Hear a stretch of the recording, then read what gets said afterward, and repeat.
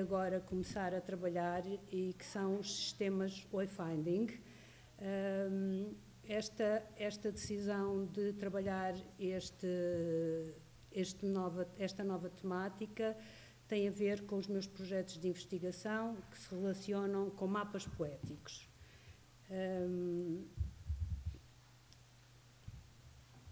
Não, está bem. Gostaria, antes de começar, eu peço desculpas, estou extremamente cansada, levantei-me de madrugada e neste momento estou um bocadinho cansada. Mas eu gostaria, antes de começar, ou talvez começando já, de vos dizer que esta nova temática que eu estou a abordar tem sido para mim um admirável mundo novo, por várias razões, uma delas talvez vocês percebam porquê, não é? De imediato, mas efetivamente o perceber a quantidade de preconceitos que a sociedade em geral tem sobre os idosos tem sido uma coisa, e que eu própria tenho e que eu penso que a maioria das pessoas tem, tal como as mulheres tinham preconceitos relativamente ao machismo e adotavam essas posturas que são extremamente machistas. Também os idosos se sentem diminuídos, se sentem inferiorizados e adotam posturas que são absolutamente discriminatórias. Bom, e agora, começando mais a minha apresentação, isto foi um bocadinho introdutório, a cidade e design são palavras-chave da contemporaneidade que veem a sua importância legitimada a cada dia.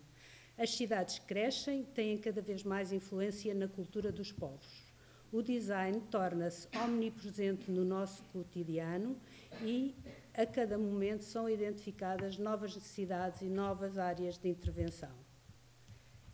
O crescimento das cidades manifesta-se como uma tendência histórica e de forma particularmente intensa a partir do século XIX, devido à progressiva conversão da população rural em população urbana.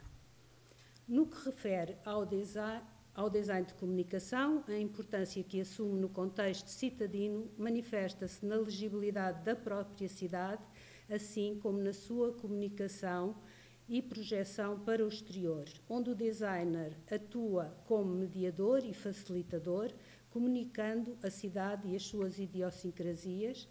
Esta comunicação pode materializar-se também, por vezes e por exemplo, no desenvolvimento de sistemas de informação. Como vimos, o crescimento das cidades tem tido um crescimento progressivo e contínuo, reflexo das opções dos indivíduos, crescimento que podemos observar neste gráfico elaborado pela ONU e que nos mostra que a população mundial a população mundial que vive em cidades duplicará de 3.300 milhões em 2007 para 6.400 milhões em 2050. E que em 2008, pela primeira vez na história da humanidade, mais de metade dos habitantes do planeta residiam em cidades. Ora bem, e agora vamos ver o que são idosos. As Nações Unidas defendem que idosos são todas as pessoas com mais de 60 anos de idade. Na União Europeia é mais ou menos consensual que idosos são pessoas com mais de 65 anos. Em África, definem-se idosos com mais de 50 anos. Nos Estados Unidos e no Brasil, por exemplo, são pessoas com mais de 60 anos. Ou seja, sou eu, a lidar com este problema do envelhecimento.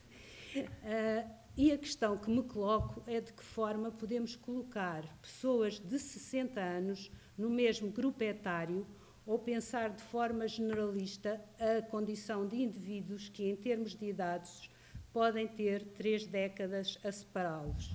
E isto quando já se fala de jovens adultos até aos 40 anos. Seria um bocado como considerar que estas pessoas, no seu antes e agora, se é que isto é o agora delas, teriam as mesmas necessidades e capacidades e etc. Assim, podemos concluir que o conceito de terceira idade, idoso, são conceitos muito latos, onde cabem diferentes faixas de indivíduos, obviamente com necessidades muito diversas. Independentemente do preconceito das balizas mal definidas, a realidade é que existe um envelhecimento demográfico significativo. No que diz respeito a Portugal, nos censos de 2011, verificava-se a existência de 19% de indivíduos com idades acima dos 65 anos e que o índice de envelhecimento era de 148,7. Esta métrica significa que existem 148,7 idosos para cada 100 jovens em Portugal. Devido a este facto, o fenómeno do envelhecimento tem vindo a ser alvo de diversas requalificações discursivas, alavancando adjetivos como positivo, saudável e ativo. E a Organização Mundial de Saúde define envelhecimento ativo como o processo de otimização de oportunidades de saúde, participação e segurança para melhorar a qualidade de vida à medida que as pessoas envelhecem. Efetivamente, o novo paradigma do envelhecimento ativo propõe uma requalificação da velhice que combate o idadismo, promovendo concepções positivas e um prolongamento da participação social e económica dos designados idosos contra a persistência da estereotipia que associa esta fase da vida à inutilidade, à doença e à dependência. E, em 2007, por iniciativa da Organização Mundial de Saúde, surge o projeto Age Friendly Cities, ou Cidades Amigas dos Idosos, na tradução adotada para português, que promove uma adequação das cidades à acessibilidade e inclusão dos cidadãos, atendendo às suas capacidades e necessidades. Este programa avalia 8 parâmetros das cidades, são eles edifícios públicos e espaços abertos, transportes, habitação, participação social, respeito e inclusão social, participação cívica e emprego, comunicação e informação, apoio comunitário e serviços de saúde. Dos 8 pilares, destacamos o da comunicação e informação, consideramos poder integrar-se na área de intervenção do design, e outros também, mas este principalmente, no sentido de pensar a cidade e o espaço público integrando sistemas wayfinding que constituiriam âncoras para a promoção da qualidade de vida dos indivíduos no seu ambiente social e cultural. Foi neste sentido que nos propusemos a analisar as definições e balizar a abrangência da terminologia relacionada com os sistemas wayfinding. E, de acordo com Mollerup, encontrar e mostrar o caminho são atividades tão antigas como a própria humanidade, consistindo num processo de resolução de um problema, sendo o problema encontrar um caminho de um lugar para o outro. Mas, não só, temos também que encontrar a melhor forma de o sinalizar.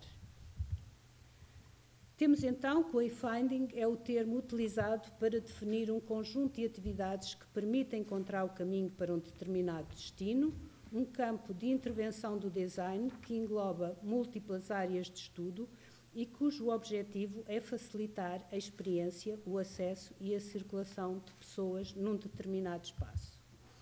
Mollerup defende outra designação para o mesmo processo, wayshowing, considerando que o wayshowing está para o wayfinding, como escrever está para ler ou falar para ouvir. O propósito do wayshowing será possibilitar o wayfinding. O wayshowing é o meio, o wayfinding o objetivo. O projeto Wayfinding fornece orientação e meios para auxiliar as pessoas a sentirem-se à vontade no seu meio envolvente, possibilitando uma deambulação orientada pelo espaço físico da cidade, assumindo-se como parte da infraestrutura cívica e da narrativa pública da cidade. Segundo Gibson, o wayfinding teve origem no pós-guerra com a deslocação de muitos designers da Europa para os Estados Unidos, motivados por um sentido de missão para com as comunidades e, simultaneamente, de zelo pelas experiências criativas. Posteriormente, nos anos 60, estudiosos e designers sentiram uma necessidade urgente de humanizar e facilitar o acesso aos espaços urbanos modernos, cada vez mais complexos. A disciplina do design envolvida nesta área teve diferentes designações, muitas das quais ainda hoje se mantêm. Estudados ao longo de anos, os sistemas wayfinding fomentaram ou estiveram na origem do desenvolvimento de múltiplas especialidades no âmbito das ciências cognitivas, nomeadamente sistemas paraivisuais, estudos aprofundados sobre legibilidade, percepção da cor e legibilidade tipográfica. Os sistemas wayfinding surgem da necessidade de orientação em espaços complexos. De acordo com Lynch, de 1960, é determinante a existência de pistas e sinais que possibilitem a percepção e leitura da cidade, e quanto maior for esta legibilidade, maior será o nosso conforto e bem-estar. Temos assim que um sistema wayfinding é único, relaciona-se diretamente com o espaço de intervenção, com as características e requisitos técnicos que lhe são inerentes. No contexto da cidade, muitos dos elementos de orientação alicerçam-se na sua própria estrutura, constituindo as designadas landmarks, às quais os designers adicionam um conjunto de informações visuais que reforçam a imagem pública e facilitam a circulação pelo espaço.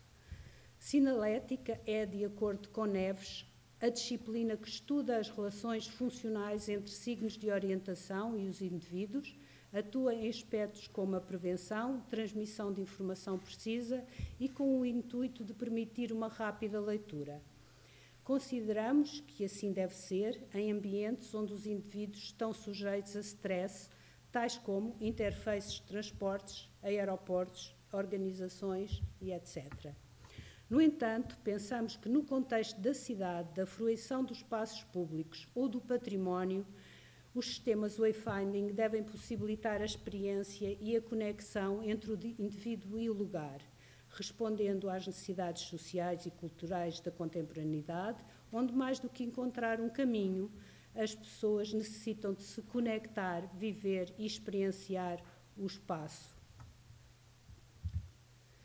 Regressando aos idosos e às cidades amigas dos idosos, podemos concluir que os sistemas wayfinding, alicerçados em projetos de design inclusivo, melhorarão a vida de todos os cidadãos, independentemente da sua faixa etária e das suas necessidades.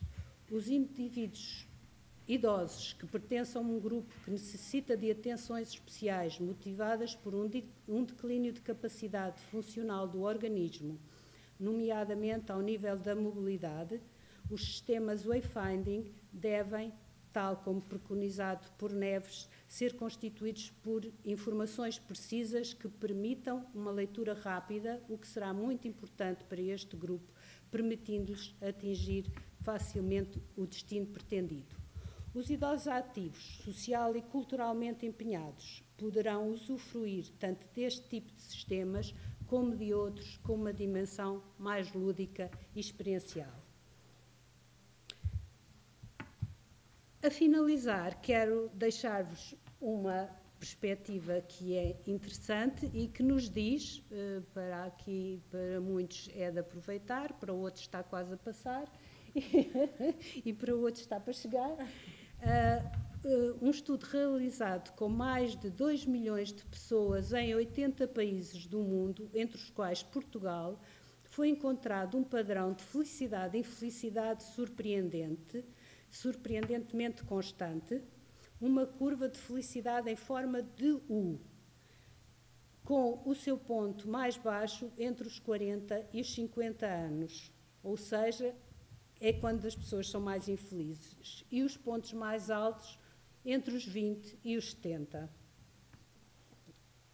E, assim, dou por terminada a minha intervenção. Muito obrigada.